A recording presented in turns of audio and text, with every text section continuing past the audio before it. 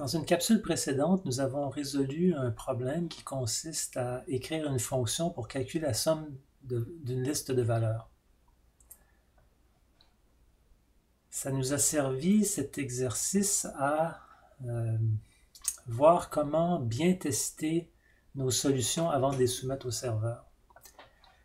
Dans cette capsule, maintenant, nous allons visualiser pas à pas l'exécution de cette fonction avec nos tests unitaires, nos tests de la fonction. Donc pour faire ça, il suffit simplement de cliquer sur ce bouton « Visualiser pas à pas ». Et ce que ça va faire, c'est que ça va afficher une interface de visualisation graphique qui va nous montrer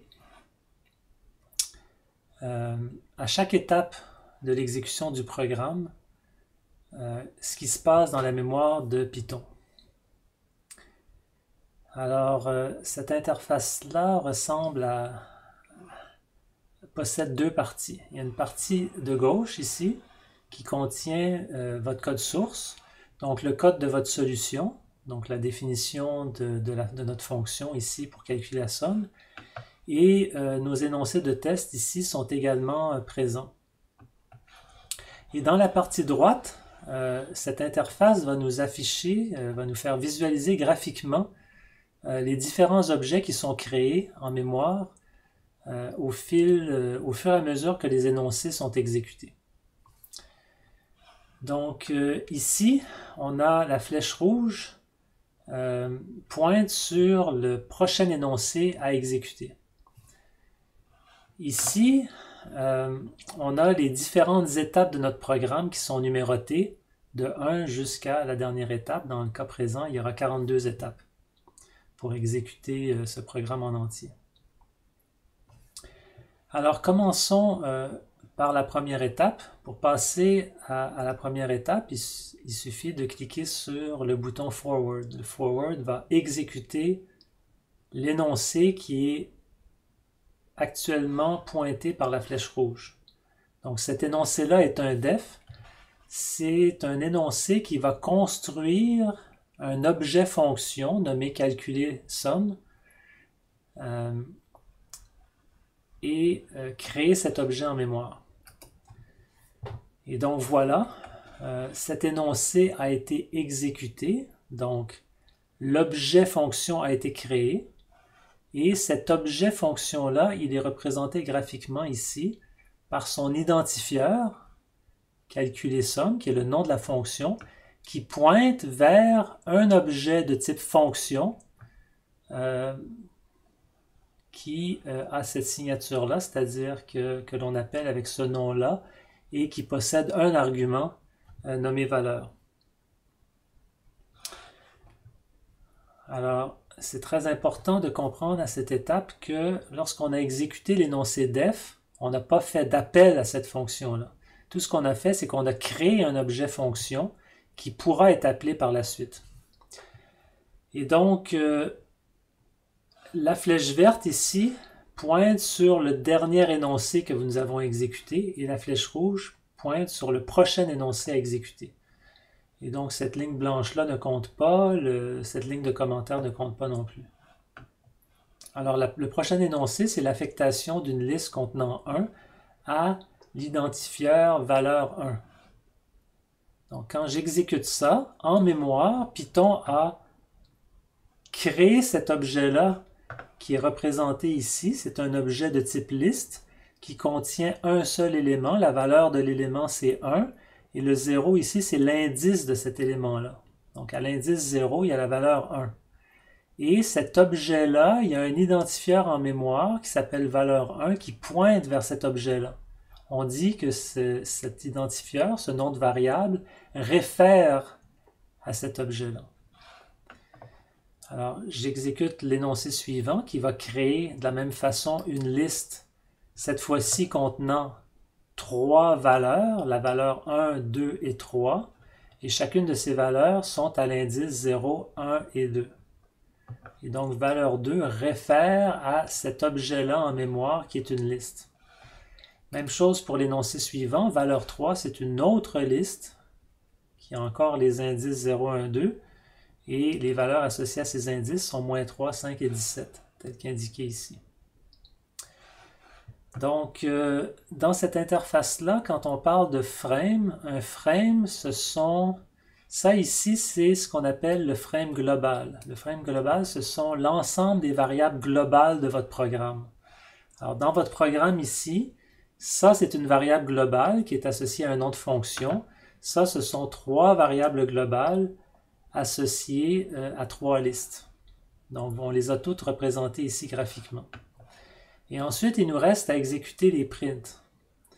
Donc, quand on va exécuter les prints, on va afficher ça à la console, mais avant d'afficher ça, on va d'abord faire un appel à la fonction calculer somme en lui passant l'objet référé par la variable valeur 1.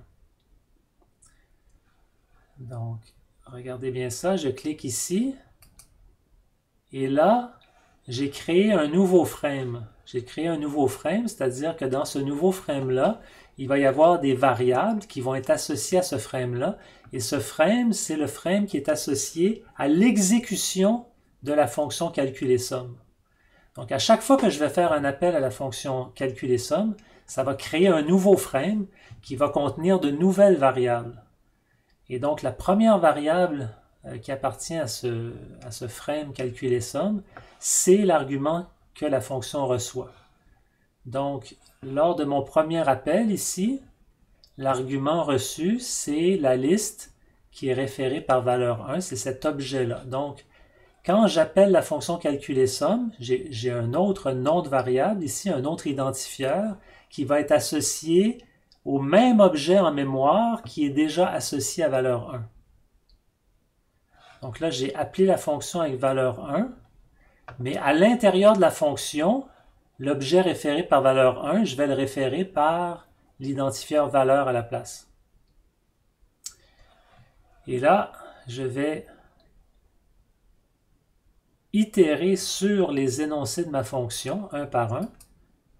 Et donc, quand je vais exécuter cet énoncé-là, ça va créer une variable somme.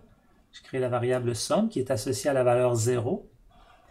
Ensuite, je vais rentrer dans la boucle. Dans la boucle, je vais créer une variable x qui va, à tour de rôle, le x va prendre toutes les valeurs qu'il y a dans valeur, dans la variable valeur, dans la liste valeur, mais va les prendre une à la fois. Donc, à la première itération de la boucle, je vais prendre la première valeur, x, et qu'est-ce que je vais faire à cet énoncé-là? Je vais prendre x et l'additionner à somme et mettre le résultat dans somme. Donc, vous voyez qu'avant somme valait 0, x valait 1, j'ai fait 1 plus 0 et le résultat, j'ai mis ça dans somme. Et là, il n'y a plus d'autres valeurs dans ma liste à traiter, donc je vais passer directement à l'énoncé return. Et l'énoncé return, donc c'est ça la valeur qui va être retournée, c'est la valeur de somme. Et donc ma fonction va retourner 1. Et qu'est-ce qui va se passer avec cette fonction-là? Avec le retour de calculer somme, ça va être transmis comme argument à la fonction print qui va se charger de l'afficher à la console. Donc là, la console, elle va apparaître en dessous ici. Donc vous voyez, ça c'est la console, elle est là. Et donc ce que je vais afficher, c'est somme de, en remplaçant ça ici par l'affichage de la liste en question, égale le résultat de calculer somme qui est 1. Et vous remarquerez ici que lorsque la fonction calculer somme a terminé son exécution, une fois que j'ai fait le return, le frame qui était associé à cette fonction-là a disparu avec toutes ces variables. Parce que c'est normal, la fonction a terminé son exécution, donc je n'ai plus besoin des variables qui correspondaient à l'exécution de cette fonction dans le cas particulier de l'argument valeur 1. Mais pour l'énoncé suivant, il y a un nouveau frame qui va être fait avec la variable valeur, qui est l'argument de la fonction, qui cette fois-ci va référer à cet objet liste-là. Et donc cette fois-ci, je vais encore créer un somme initialisé à 0 et je vais itérer. Donc là, j'ai 1 qui est associé à x, je vais l'additionner à somme, ça va me donner 1. Et là, je passe à l'itération suivante où x va prendre la valeur 2 donc la deuxième valeur ici, et je vais l'additionner à somme, donc je vais faire 2 plus 1, ça va me donner 3, je vais mettre le résultat dans somme, c'est ce que cet énoncé-là fait, je l'exécute, et donc effectivement, somme a pris la valeur 3. Je continue à itérer, parce qu'il reste une troisième valeur à traiter, c'est la valeur x est égale à 3, et là je prends 3 plus 3, ça va me donner 6, le résultat va aller dans somme, voilà, et là, j'ai terminé de passer à travers tous les éléments de valeur, donc par conséquent, ma boucle est terminée. Et là, je vais retourner la valeur de somme qui est égale à 6. Cette valeur retournée-là va être transmise comme argument à la fonction print qui va s'occuper de l'afficher ici. Et voilà. Et ainsi de suite, je vais exécuter de nouveau un print en rentrant dans ma fonction ici, et cette fois-ci, valeur réfère à la troisième liste.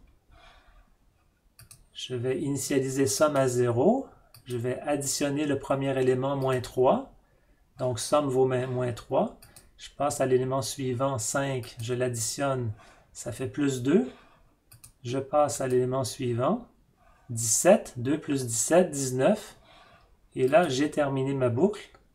Et je fais le retour. Donc le retour, qu'est-ce qu'il va faire? Le retour va remplacer ça ici et va être transmis à la fonction print comme 1, 2, 3, 4e argument.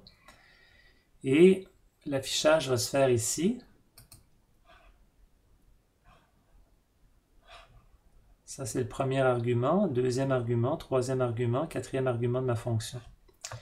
Et finalement, quand j'appelle la dernière fois, cette fois-ci, ma fonction calculer somme va encore créer un frame avec une nouvelle valeur, une nouvelle variable valeur, qui cette fois-ci va pointer sur un autre objet, un objet temporaire que Python va avoir créé, c'est-à-dire cet objet-là ici, qui est une liste vide.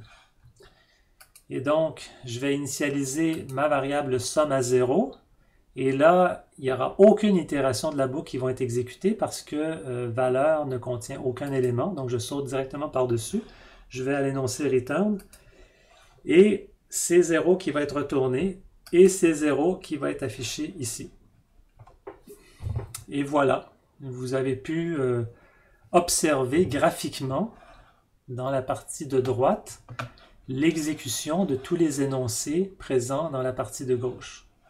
Donc c'est ce que vous pouvez faire en visualisant pas à pas votre programme. Et quand on visualise un programme comme ça pas à pas, ben des fois on se rend compte qu'on n'a pas fait tout à fait les bons énoncés aux bons endroits. Alors c'est à ça que ça sert de pouvoir visualiser l'exécution pas à pas.